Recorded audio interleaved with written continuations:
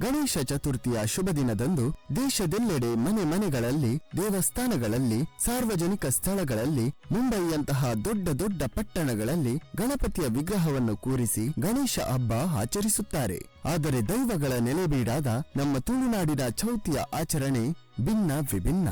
ಎಳ್ಳು, ಹೆಸರುಕಾಳು, ಕಡಲೆ ಮುಂತಾದ ಧಾನ್ಯಗಳನ್ನು ಪುಡಿ ಮಾಡಿ ತೆಂಗಿನ ತುರಿ, ಬೆಲ್ಲ ಎಲ್ಲವನ್ನೂ ಬೆರೆಸಿ ಅರಳು, ಅವಲಕ್ಕಿಯೊಂದಿಗೆ ಮಿಶ್ರಣ ಮಾಡಿ ಬೇರೆ ಬೇರೆ ಗಜ್ಜೈ ಪ್ರಸಾದ ತಯಾರಿಸುತ್ತಾರೆ.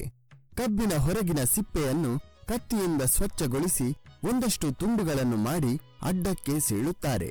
ದೈವದ ಮಣೆ ಮಂಚದ ಮುಂದೆ ಆ ಕಬ್ಬಿನ ತುಂಡುಗಳನ್ನು ಮರದ ಮಣೆ ಅಥವಾ ಪೀಠದ ಮೇಲೆ 4 ಬದಿಯಲ್ಲಿಯೂ ಹೋಮದ ಕಟ್ಟಿಗೆ ಇಡುವಂತೆ ಒಂದರ ಮೇಲೊಂದು ಪೋಣಿಸಿ ಗೋಪುರದಂತೆ ತಯಾರಿಸುತ್ತಾರೆ. ಇದು ತುಳುವರ ಗಣಪತಿ. ಈ ಕಬ್ಬಿನ ಗಣಪತಿಗೆ ಹೂ, ಹಿಂಗಾರ, ಅಡಿಕೆ, ವೀಳ್ಯಗಳಿಂದ ಅಲಂಕರಿಸುತ್ತಾರೆ. ವಿಶೇಷವಾಗಿ ಕುಡುತ್ತಪು ಅರ್ಪಿಸುತ್ತಾರೆ.